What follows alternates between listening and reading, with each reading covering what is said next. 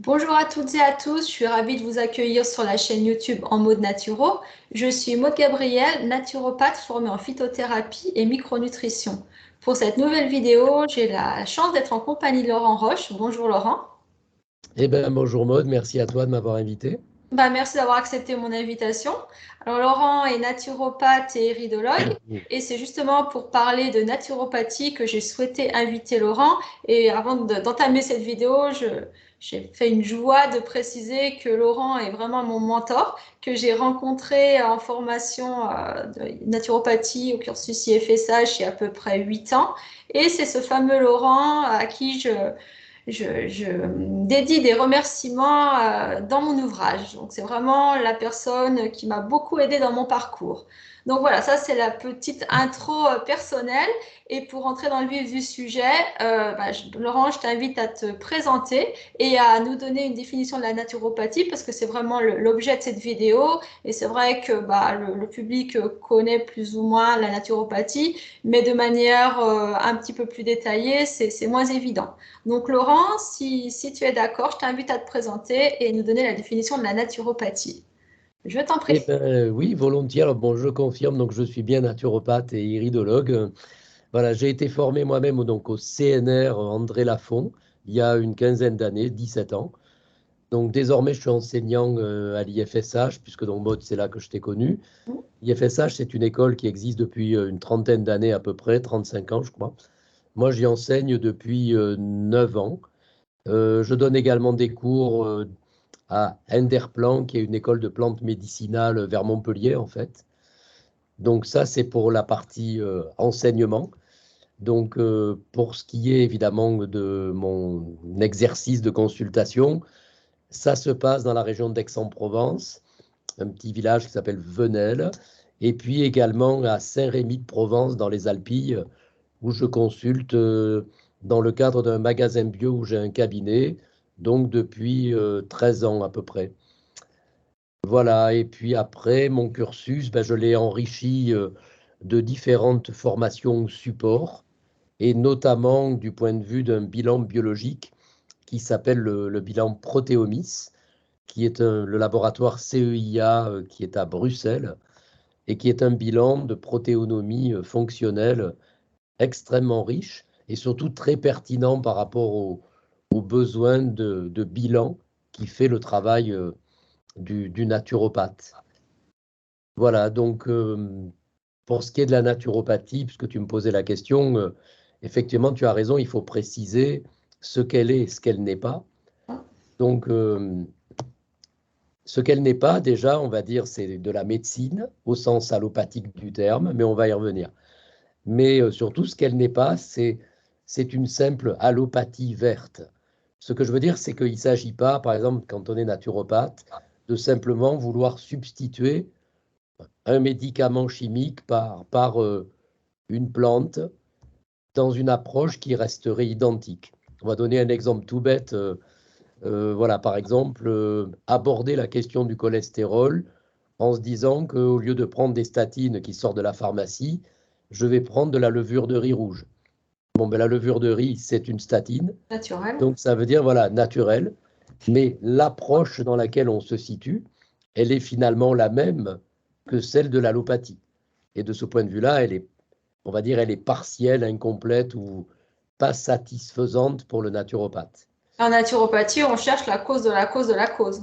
Voilà, on va chercher, effectivement, il va y avoir des principes qu'on va un petit peu détailler.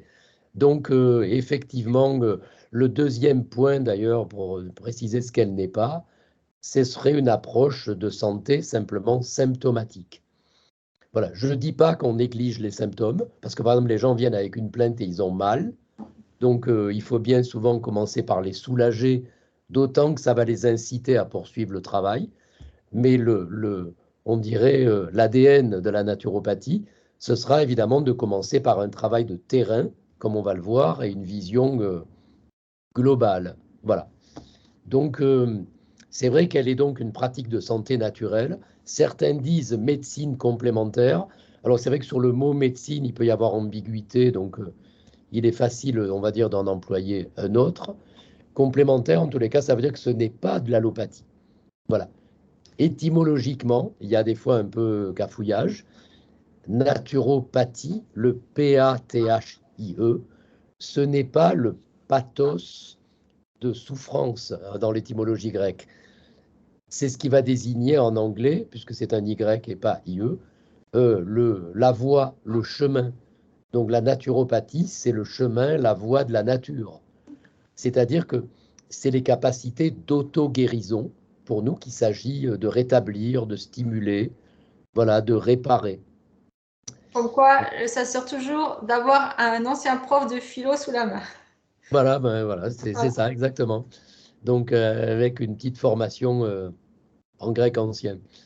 Donc voilà, c'est vrai que rétablir un équilibre vital qui a pu être altéré par le mode de vie, par l'alimentation, par des polluants, par des émotions négatives, voilà. C'est vraiment En fait, holistique, c'est donc c'est bien voilà, c'est corps et ça esprit. la clé.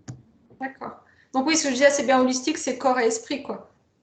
Alors quand on dit holistique, ça veut dire qu'effectivement, c'est une vision globale de l'individu, donc le corps et l'esprit, mais même au niveau simplement du corps, il s'agit aussi de relier des fonctions entre elles. Ce qu'il faut éviter, c'est l'effet puzzle Ouais. auquel nous a un peu habitué la médecine allopathique. C'est Voilà. spécialiste en tout. Voilà, c'est-à-dire que voilà, on va aller consulter le gastro parce qu'on a un problème intestinal, on va aller consulter l'ORL parce qu'on a une sinusite chronique, mais le lien entre la sinusite et les intestins, ça intéresse surtout le naturopathe en fait. Puis aussi, le naturopathe, il va rendre la personne proactive. Ah oui, alors effectivement, c'est l'idée que le patient n'est pas passif. Voilà. Donc au contraire, une grande partie de notre travail, ça va être un travail de pédagogie, d'éducation. Il faut responsabiliser. C'est pas pareil que culpabiliser, hein. Merci. Voilà, donc c'est-à-dire être vraiment l'acteur d'une démarche. Ça veut dire aussi d'ailleurs que si on n'est pas prêt à changer quoi que ce soit dans notre manière de vivre, bon, ben, on n'est pas vraiment prêt non plus à réformer notre santé.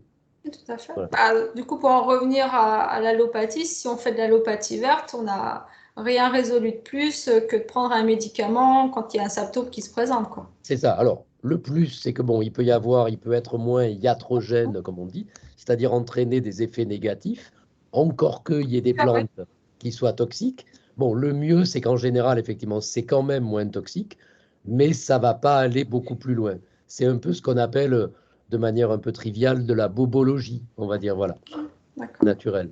Et donc en naturopathie, il y a on a plusieurs outils de travail. Qu'est-ce que tu peux nous en Alors dire? oui, alors d'abord, ces outils, on va dire, ils sont, je pense, mis en œuvre par rapport, on va dire, à nos principes. Alors, on a déjà dit la vision holistique, Hein. c'est-à-dire une vision globale de l'individu, donc, et pas une sorte de découpage un peu éclaté.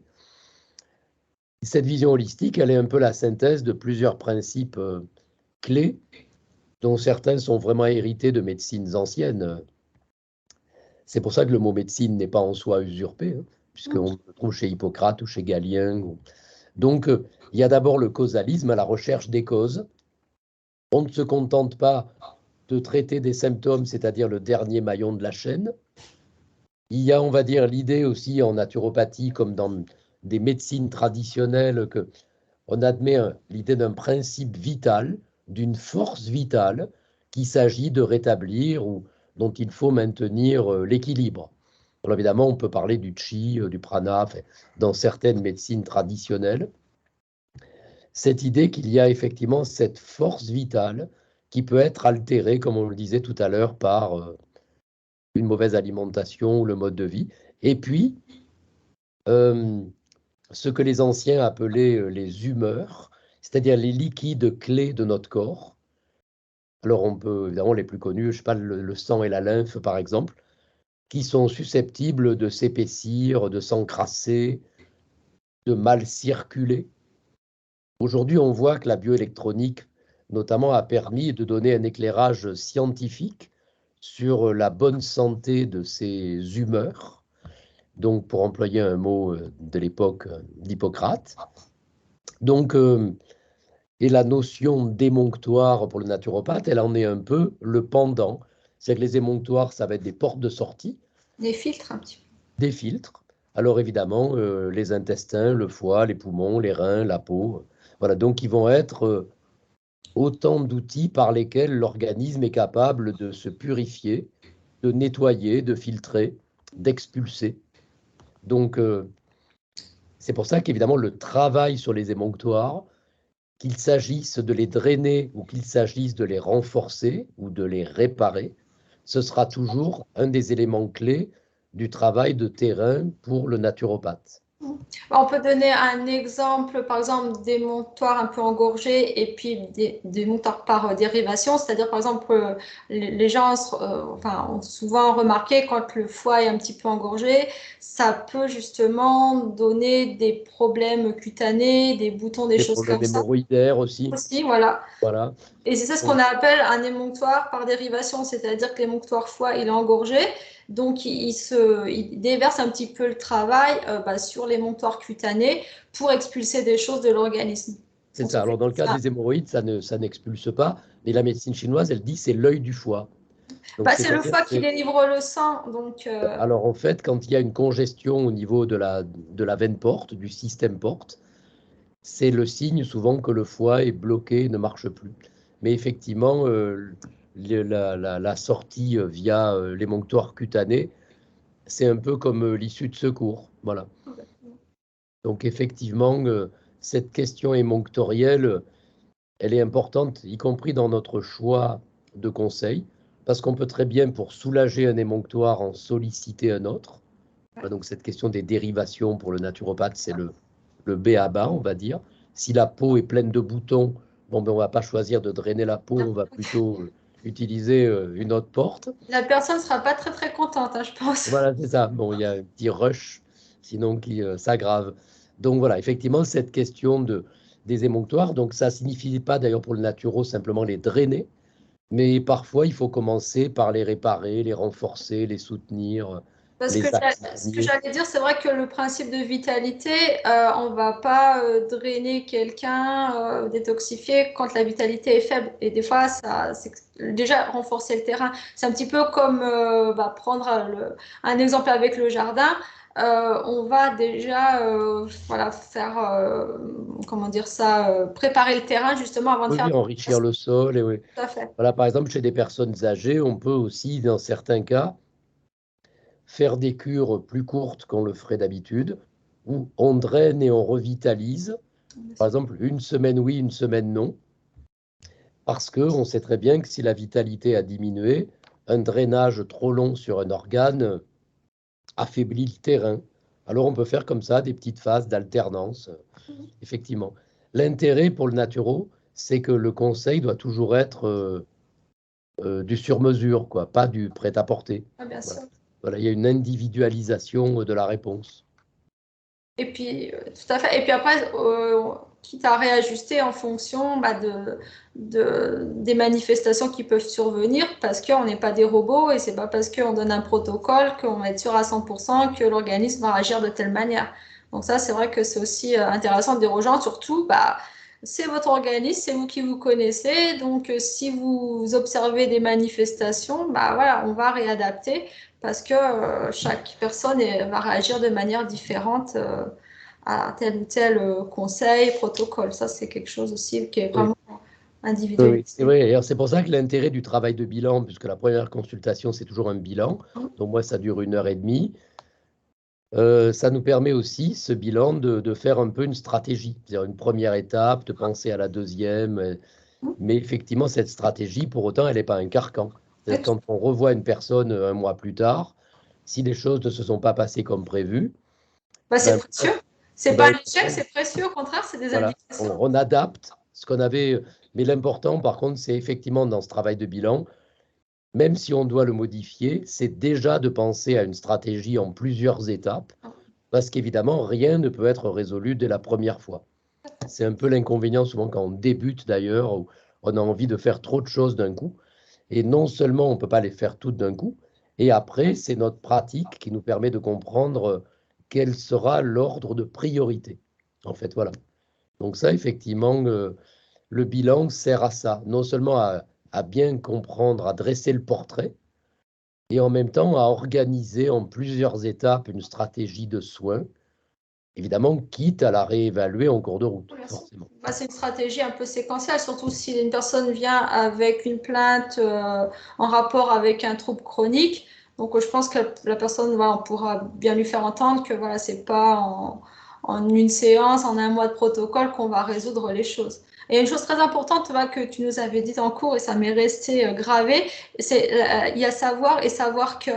Et c'est Ah vrai que oui. c'est vraiment cette subtil, enfin, qui n'en est pas une, un principe essentiel qui permet de donner des conseils justes aussi. Et puis, je pense qu'aussi, plus on explique à nos consultants, plus elles seront investies parce qu'informées. Alors ça, c'est sûr. C'est vrai que de toute façon, pour les consultants, on va dire plus on comprend, moins on subit. Donc, effectivement, c'est important, ça, de faire ce travail de pédagogie. Quand je disais savoir et savoir que, savoir, ça veut dire qu'on a une connaissance qui est établie, elle a des fondements, elle est justifiée, on peut raisonnablement l'argumenter. Savoir que, c'est simplement une donnée informationnelle. Voilà, par exemple, je sais que la reine des prés, par exemple, ça permet de drainer les reins. Bon, voilà. Mais je ne sais pas pourquoi, en fait. Je sais que. Voilà, c'est une information. Quand on dit savoir, ça veut dire qu'on est capable, évidemment, de décrire le fonctionnement, le mode d'action. Et pour nous, ça nous permet aussi, d'ailleurs, même si on ne l'expose pas aux consultants, de savoir quelles sont les limites d'usage. Puisqu'évidemment, pour les plantes, il peut y avoir soit des précautions d'emploi, soit carrément des contre-indications. Voilà. D'autant plus quand il y a déjà un traitement médicamenteux qui est en Oui, place. c'est ça, oui. Ou même simplement une faiblesse d'organes. Il y a des plantes, on va dire, qui peuvent être contre-indiquées si on a une insuffisance rénale, par exemple. Voilà, donc Bah, de toute certaines façon, sont courantes. Voilà. le naturopathe, de toute façon, une de ses définitions, c'est d'être un éducateur de santé. Donc, c'est vrai que Oui, ça, oui, oui. ce cadre-là. Effectivement, il faut après lutter contre l'impression que parfois les gens ont que parce que c'est une plante et que c'est naturel, finalement, c'est facile à utiliser. Oui, tout à Voilà. fait. D'accord. Et ben justement, ça nous amène aux limites de la naturopathie, parce que là, on a vu, voilà, parler de tout ce qu'on peut faire. Et qu'est-ce qu'on ne peut pas faire par rapport à certaines demandes de nos consultants? Alors, c'est vrai que le naturopathe, on le disait tout à l'heure, bon, il n'est pas médecin, il n'a pas vocation à l'être. Donc voilà, c'est Donc, pas par regret de ne pas l'avoir été, par exemple, que je suis devenu naturo, un peu comme par défaut, alors pas du tout. Ce qui nous intéresse, on le disait, c'est le terrain, et comme on l'a précisé, les capacités d'auto-guérison du corps, de même que l'hygiène de vie, on va dire, au sens large, c'est-à-dire y compris au sens psycho-émotionnel. Donc, évidemment, tous les publics sont susceptibles de consulter un naturopathe, mais pour des raisons assez différentes. Idéalement, c'est-à-dire la raison qu'on rencontre le moins souvent, c'est des gens qui viennent nous voir en disant je n'ai rien, mais je veux simplement rester en bonne santé. Bon, préventif, en fait. effectivement, ça va représenter, pour ce qui me concerne, je pense, moins de 5% de mes consultations. La plupart du temps, les gens viennent avec une plainte, c'est elle qui motive la démarche. Simplement, on va leur expliquer que si j'intègre bien cette plainte, je vais l'intégrer dans une perspective plus large, voilà, que simplement le fait d'avoir des crampes, des maux de tête ou je ne sais quoi. Bon, voilà, il va falloir intégrer ça dans un travail de bilan. Donc là, il y a une plainte qui va motiver la démarche et notre travail, ce sera d'améliorer des fonctions, par exemple digestives ou hépatiques, de les soutenir, de les renforcer. Par exemple, notre réponse immunitaire, on sait qu'elle dépend grandement de nos intestins. Bon, maintenant, tu es une spécialiste du domaine, donc Non, non, non, c'est pas pas à toi que spécial. je vais l'apprendre. C'est toi, mon prof. Et Alors, c'est vrai que ces deux approches, on dirait, si on consulte un gastro-entérologue, il connaît très bien la physiologie des intestins et probablement mieux que nous, mais la question du lien avec l'immunité ou avec nos émotions, ce n'est pas son propos. Donc c'est vrai que si les gens viennent avec une plainte, pour nous, il faudra intégrer cette plainte dans une compréhension plus globale. Voilà, j'ai eu le cas ce matin, tu vois, c'est pas des cystites récidivantes et une sinusite chronique. Bon, mais le seul point aveugle, on dirait, dans le propos, dans l'approche qui m'était faite, c'était justement le rôle de l'intestin et notamment du grêle là-dedans. Et il n'en a jamais été question dans le parcours médical de cette personne. Donc là, il y avait une double plainte.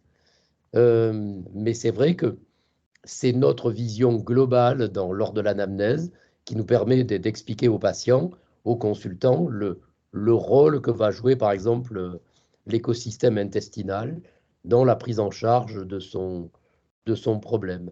Après, il y a d'autres personnes qui viennent nous consulter parce qu'ils ont une médication dont ils ne peuvent pas se passer, parfois lourde. Et c'est pas Alors, notre rôle.